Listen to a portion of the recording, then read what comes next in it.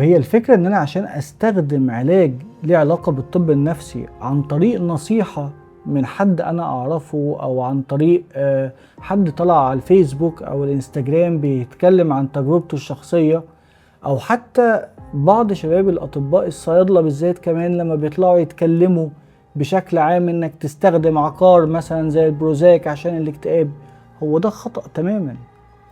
ما ينفعش نستخدم أي عقار نفسي إلا تحت إشراف طبيب فاهم هو بيعمل إيه، وبيستخدم لك العقار النفسي ليه، علشان ممكن جدا يسبب أذى نفسي أو ظهور مرض نفسي. يعني ممكن أنواع من أنواع الاضطرابات الوجدانية بتظهر لما بتستخدم علاج اكتئاب بشكل غير مناسب، أو ممكن يظهر مرض التعود والإدمان على استخدام عقارات بتسبب النوم.